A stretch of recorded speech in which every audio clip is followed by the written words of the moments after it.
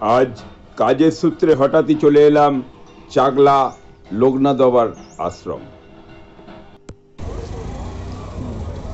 মন্দিরে প্রবেশ করে প্রথমেই লিখিয়ে নেব ভোগের নাম। এখানে দু থেকে তিন রকমের আইটেমের ভাবে ভোগ লেখাতে পারবেন। এক হচ্ছে খিচুড়ি ভোগ, দুই হচ্ছে রাজভোগ, তিন বাড়িতে নিয়ে যাওয়ার জন্য পার্সেল।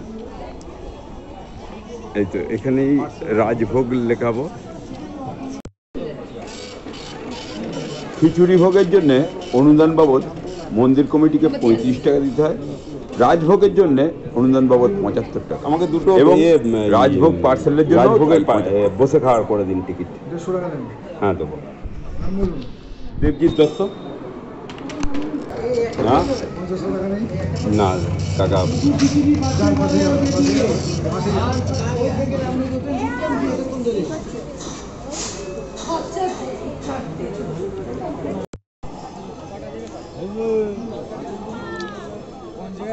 ভোগ খাওয়ার টিকিট কেটে নিয়েছি, এবার ঢুকবো বাবার মন্দিরের দিকে।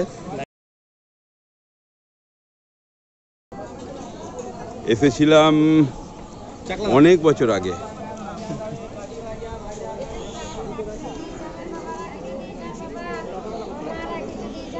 আবার বাবার মন্দিরে পা দেওয়ার সৌভাগ্য হলো।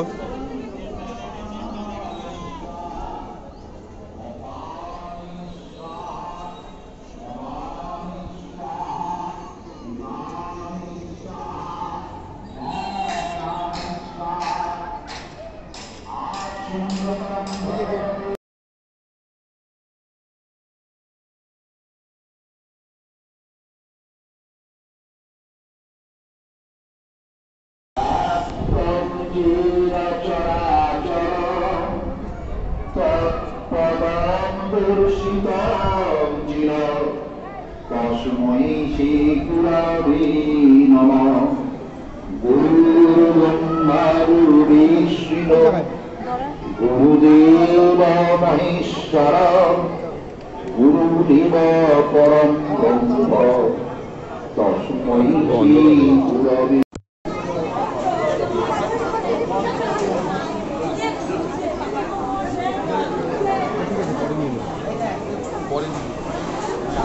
এখন বাবার ভোগ নিবেদনের সময় 5 মিনিট বাবার মন্দিরের গেট বন্ধ থাকবে।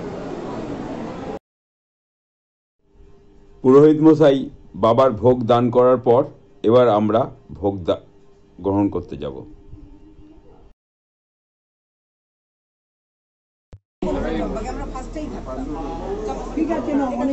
এখানে যে লাইনটা দেখতে পাচ্ছেন এই লাইনটা হচ্ছে রাজভোগের জন্য। যারা রাজভোগ লিখিয়েছেন তারাই এই লাইনে দাঁড়িয়েছেন। আর খিচুড়ি ভোগ ও পাশের পেছনের একটা বড় বিল্ডিং আছে সেখানে।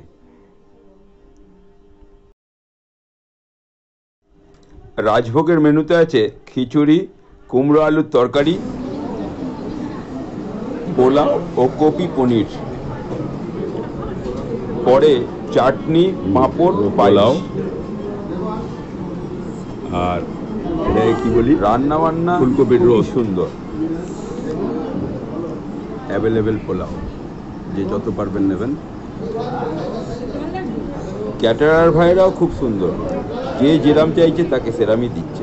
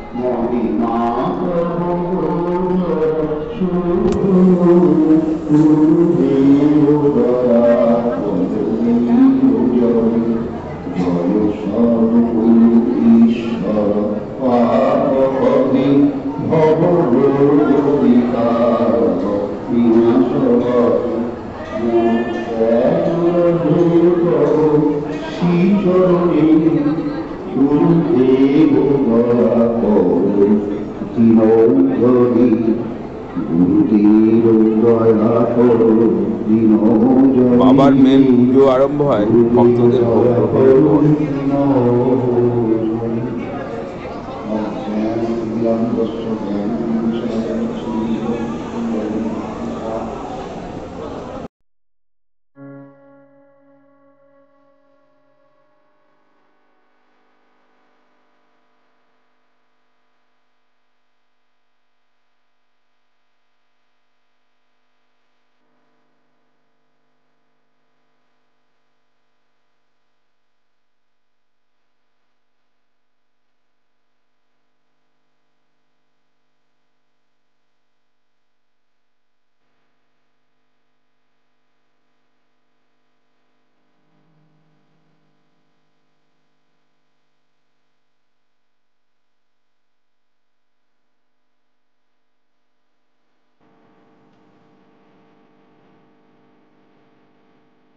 কোথায় হবে তার কাছে প্রশ্ন করবে যে যদি চাকলায় যদি মামার বাড়ি হয় তাহলে মন্দির তো চাকলায় আগে হয়েছিল না, দুটোই তো জন্মস্থান বলে মন্দির, তাহলে মন্দির কোনটা আগে হয়েছিল?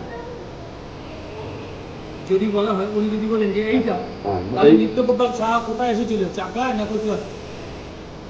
এই মন্দির হওয়ার পরে ওই মন্দির, তাহলে জন্মস্থান যদি এটা না হবে প্রথম কেন মন্দির? পুরো প্রথম থেকে যেটা বললেন ওটা একবার বলুন।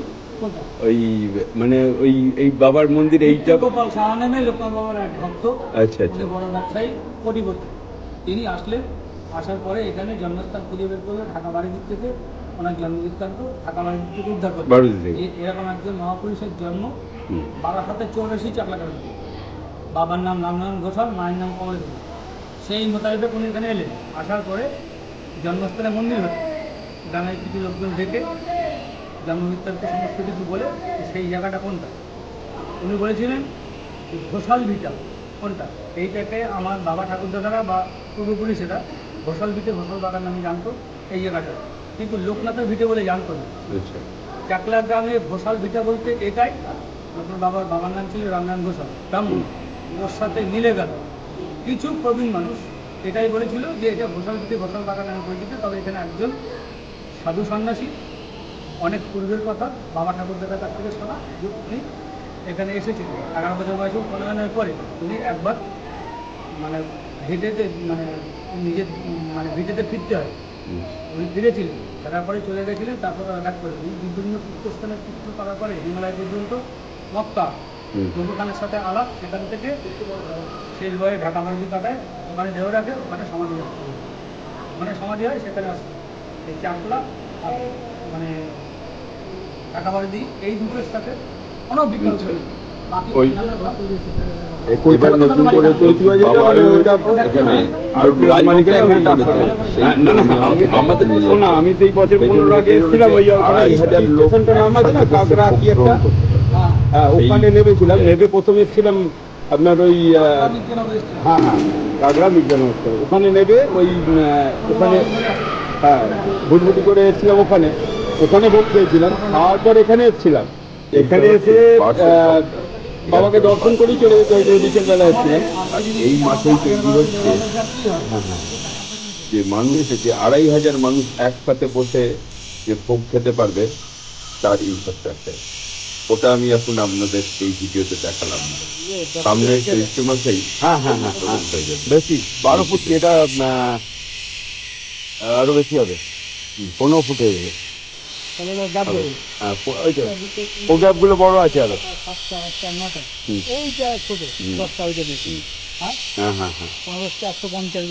মেপে দেখিনি, তবে আনুমানিক 15,000 স্কোয়ার ফুট হবে এই ভোগ্যন কক্ষ। এটা অনাথ আশ্রম। এখানে এখন মানে বাচ্চারা আছেন নাকি? না না বাচ্চা না, ওই যারা মানে দুস্থ লোকেদের। আচ্ছা বৃদ্ধাশ্রম টাইপের। আচ্ছা হ্যাঁ, এই যে গ্রাউন্ড পুরো বাবার, ওই যে হ্যাঁ ওটা কি বাবার এ থেকে ট্রাস্টি বোর্ড থেকে? আচ্ছা আচ্ছা, ওতে রুম ভাড়া কত কি নেওয়া হয়? এই 4 তলাটা একটা রুম 300 টাকা। আচ্ছা, ভেতরে গিয়ে দোতলা বাড়িটা আছে না, হ্যাঁ বানের ভেতরে, ওটা একটা এসি 800 টাকা, নন এসি 400 টাকা। আচ্ছা, এটা 300 টাকা, আর ওখানে 400 আর 800। মন্দিরের দাতব্য 40 সালে কত আছে?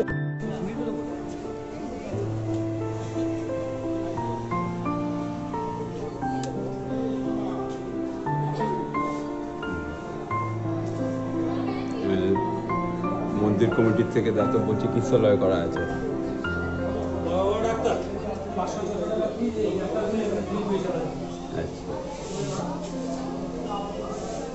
খুবই সুন্দর ব্যবস্থা দেখুন, এবং মানে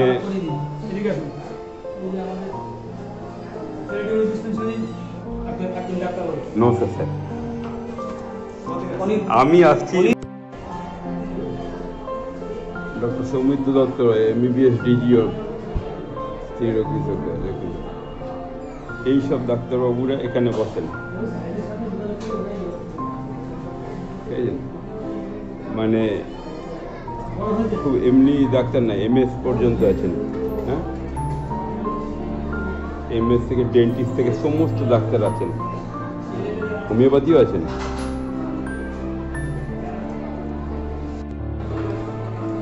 এবং এমনটা নয় যে মানে সাইনবোর্ডে আছেন, স্বয়ং ডাক্তারবাবু সব সময়, আমি হঠাৎ করে এসেছি, ডাক্তারবাবু এখনও কিন্তু ডিউটিতে আছেন। হ্যাঁ, মানে এখন বাজে ঘড়ির কাঁটায় হয়তো 3টে 3:30 হবে, সব সময় এই যে শুধু সাইনবোর্ডে আছেন এটা কিছু ব্যাপার নয় কিন্তু।